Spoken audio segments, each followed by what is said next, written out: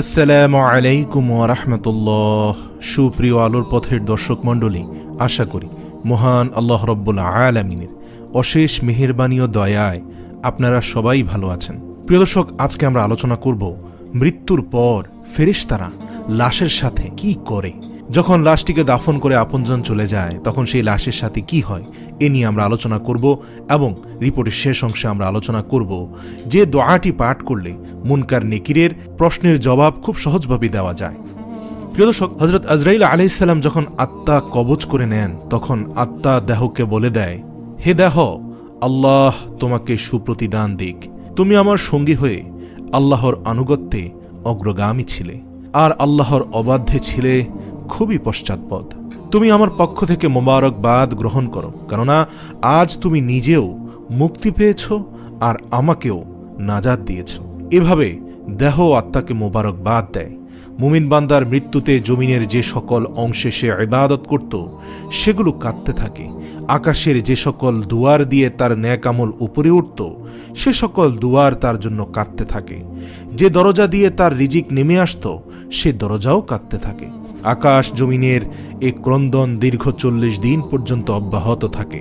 মালাকুল মউত যখন তার আত্মা কবজ করে নেয় তখন তার দেহের হেফাজতের জন্য সেখানে 500 ফেরেশতা দাঁড়িয়ে থাকে। যদি কেউ তার লাশের পাশ ফিরাতে চায় তখন ফেরেশতারাও এ কাজে মানুষকে সহযোগিতা করে। এমনকি কাফন পরিধান ও সুগন্ধি মাখানোর কাজেও ফেরেশতারা অংশ নেয়। লাশের সম্মানার্থে ফেরেশতারা দুটি সারি করে ঘর থেকে কবর পর্যন্ত দাঁড়িয়ে যায়। জানাজা যখন অতিক্রম করে তখন তারা অভ্যর্থনা জানায়, তার জন্য ক্ষমার প্রার্থনা করে। মুমিনের মর্যাদার এই অবস্থা দেখে ইবলিশ এত জোরে চিৎকার করে ওঠে যে তার দেহের হাড়ের কোনো কোনো গ্রন্থির বন্ধন এ সময় শোকে পরিতাপে ছিঁড়ে যায়। সে আক্ষেপের সাথে তার সঙ্গীদের বলতে থাকে, তোমাদের সর্বনাশ হোক, এই বান্দা তোমাদের ফাঁদ থেকে কিভাবে ফসকে গেল? ইবলিশের সঙ্গীরা বলে, এ নিষ্পাপ ছিল তাই আমাদের ফাঁদে আটকায়নি। মালাকুল মউত যখন তার আত্মাকে নিয়ে আকাশে আরোহণ করে তখন হযরত জিবরাইল আলাইহিস সালাম 70,000 ফেরেশতা নিয়ে তাকে অভ্যর্থনা জানায়। আর সকল ফেরেশতারা তখন আল্লাহ তাআলার সন্তুষ্টির সুসংবাদ জানাতে থাকে। মালাকুল মউত যখন আত্মাটিকে নিয়ে আরশের নিকট পৌঁছে যান তখন সে আল্লাহ তাআলার সামনে সিজদায় পতিত হয়ে যায়। আর সে সময় আল্লাহ তাআলা ইরশাদ করেন, হে মালাইকাল মউত, তুমি আমার বান্দাকে নিয়ে যাও, জান্নাতের বাগানে রেখে এসো। অতঃপর তাকে কবরে রাখার পর নামাজ তার ডান দিকে এবং রোজা তার বাম দিকে এসে দাঁড়ায়। প্রিয় দর্শক, আমরা আজ নামাজ এবং রোজা ছেড়ে দিয়েছি। নামাজ রোজার গুরুত্ব আমরা বুঝি না, অথচ এই নামাজ এবং রোজা কবরে আপনার ডান এবং বামে এসে দাঁড়াবে আপনাকে সকল প্রকার মুসিবত থেকে প্রোটেক্ট করার জন্য। আল্লাহর জিকির ও কোরআন তেলাওয়াত এসে দাঁড়িয়ে যায় তার শিয়রের দিকে, পায়ের দিকে দাঁড়িয়ে যায় জামায়াতের সাথে নামাজ পড়ার জন্য মসজিদে গমন, আর তার ধৈর্য কবরের এক কোনায় অবস্থান নেয়। এই সময় আল্লাহ তাআলা কবরের আযাবের একটি অংশ প্রেরণ করেন।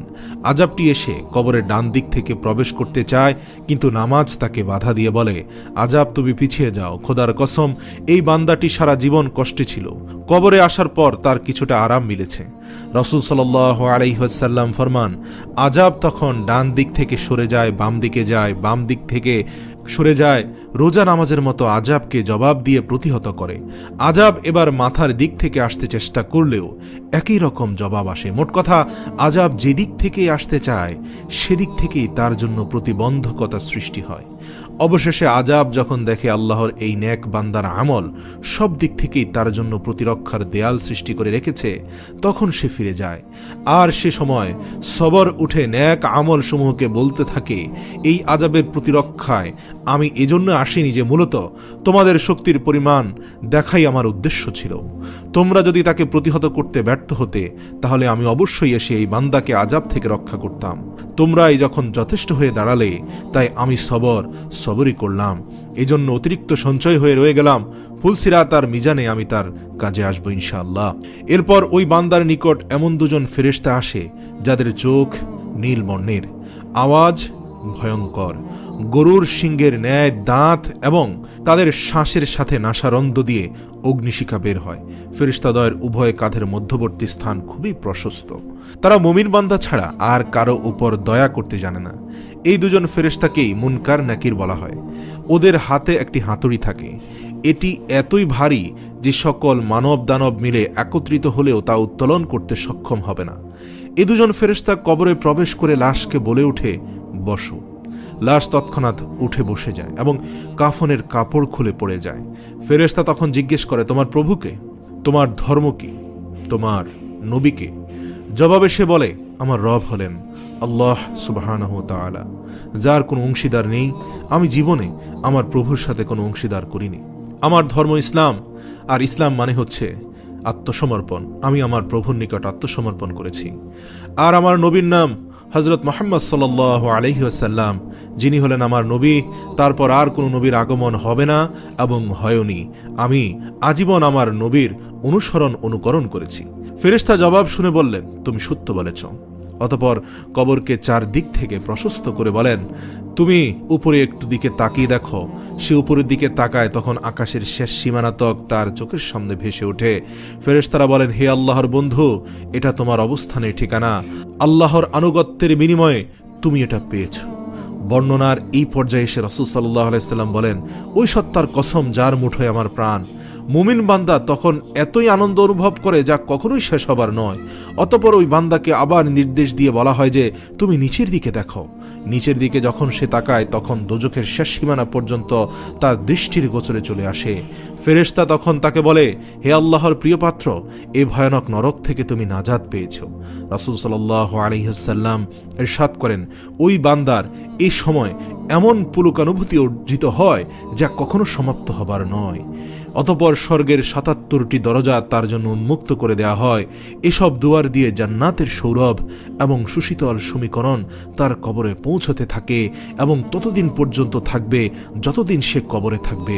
রাসূল সাল্লাল্লাহু আলাইহি ওয়াসাল্লাম আলোচনার ধারাবাহিকতা অব্যাহত রেখে বলেন, এরপর আল্লাহ তাআলা মালাকুল মউতকে নির্দেশ দিয়ে বলেন, তুমি আমার দুশমনের নিকট যাও এবং তাকে আমার কাছে নিয়ে এসো।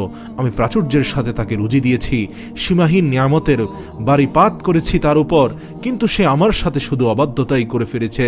এবার এই দুশমনকে আমার নিকট হাজির করো। মালাকুল মউত আল্লাহর নির্দেশ পেয়ে এমন কদাকার বেশে ওই বান্দার নিকট আগমন করে যে কেউ কোনোদিন এমন আকৃতি দেখেনি। তার 12টি চোখ থাকে। তার কাছে এমন একটি লৌহ শালাকা থাকে যা শাখা ও কাঁটা বিশিষ্ট। মালাকুল মউতের সাথে আরও 500 ফেরেশতা থাকে। এদের প্রত্যেকের হাতেই থাকে জাহান্নাম থেকে নিয়ে আসা আগুনের চাবুক। মালাকুল মউত অবাধ্য বান্দাকে চাবুক দিয়ে এমনভাবে আঘাত করতে থাকে যে প্রতিটি কাঁটা তার সারা দেহে তন্ত্রের মূলে বিদ্ধ হয়ে যায়। অতঃপর সেটি পাকিয়ে টেনে বের করে এবং তার পায়ের নখের তলদেশ থেকে পর্যন্ত আত্মাকে বের করে নিয়ে আসে। এরপর সেই লৌহ শলাকাটি তার উভয় পায়ের গোড়ালিতে ঢুকিয়ে দেওয়া হয়। তখন আল্লাহর এই দুশমনের এতই কষ্ট হয় যে বেদনায় সে কাতরাতে থাকে। এমন সময় বাকি ফেরেশতারা তাদের হাতের চাবুক দিয়ে তার মুখমণ্ডল এবং পশ্চাৎদেশে অনবরত প্রহার করতে থাকে, কেননা সে তার আত্মাকে শরীর থেকে সহজে বিচ্ছিন্ন করতে চাচ্ছিল না। এ সময় তার আত্মাকে টেনে হিঁচড়ে সারা দেহ থেকে গোড়ালিতে নিয়ে আসা হয়। শাস্তির এই পর্যায়ে শলাকাটি তার হাঁটুতে ফোটানো হয়। তখন বেদনায় সে ছটপট করতে থাকে। এমন সময় ফেরেশতারা আবার আগুনের চাবুক দিয়ে তার মুখ ও নিতম্বে মারতে শুরু করে। হাঁটু থেকে শালাকাটি বের করে ঢুকানো হয় তার নিতম্ব দেশে, অতঃপর বুকে এবং সবশেষে কণ্ঠনালীতে। অতঃপর পূর্বের মতোই সেটিকে টেনে বের করা হয়। এরপর ফেরেশতারা জাহান্নাম থেকে সংগ্রহ করা অঙ্গার তার থুতনির নিচে বিছিয়ে দিয়ে বলে, হে অপবিত্র আত্মা, তুমি বেরিয়ে আসো। তুমি থাকবে প্রখর বাষ্পে, উত্তপ্ত পানিতে এবং ধূম্রকুঞ্জের ছায়ায়, যা শীতল নয় এবং আরামদায়কও নয়। সূরা ওয়াকিয়া আয়াত নম্বর 42 থেকে 44। প্রিয় দর্শক, আমরা আজকের এই হাদিস থেকে সুস্পষ্টভাবে বুঝতে পারলাম এই মাহে রমজান আমাদের জন্য কতটা গুরুত্বপূর্ণ।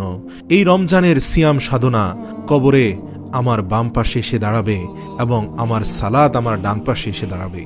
প্রিয় দর্শক, শুধু রমজান কেন, বাকি 11টি মাসও আমাদের রব্বুল আলামিনের নিকট মাথা নত করে আমাদেরকে কবরের চিন্তায় মগ্ন থাকতে হবে। আমাদেরকে কবরের সামান জোগাড় করতে হবে, কারণ এই অন্ধকার কবরে আমাদেরকে সাহায্য করার মতো আমাদের ন্যাক আমল ব্যতীত আর কিছুই নেই। প্রিয় দর্শক, আসুন এই মাহে রমজান ঈমান এবং আমল তৈরি করার সময়। আসুন এই পর্যায়ে আমরা জেনে নিব কবরে মুনকার নেকিরের সওয়াল জবাবে সাহায্য পাওয়ার উপায়। আমরা একটি দোয়া শিখে নিব, যে ব্যক্তি প্রতিদিন এই দোয়াটি পাঠ করবে তার জন্য আল্লাহ তাআলার পক্ষ হতে অনেক রহমত বর্ষিত হবে। তবে এই দোয়াটি একটি বিশেষ উপায়ে পাঠ করতে হবে। এই দোয়াটি পাঠ করলে 3টি সুবিধা পাওয়া যায়। 1 নম্বর হচ্ছে, দোয়াটি পাঠ করলে আল্লাহ তাআলার পক্ষ থেকে ওই ব্যক্তির রিজিকের পেরেশানি আল্লাহ তাআলা দূর করে দিবেন এবং সকল প্রকার প্রকাশ্য ও গোপন সচ্ছলতা দান করবেন। কবরে মুনকার নেকিরের সওয়াল জবাবে সাহায্য করবেন। সুবহানাল্লাহ। প্রিয় দর্শক, আমরা সকলেই দোয়াটি শিখে নেই। দোয়াটি হচ্ছে লা ইলাহা ইল্লাহুল মালিকুল হাক্কুল মুবিন, লা ইলাহা ইল্লাহুল মালিকুল হাক্কুল মুবিন।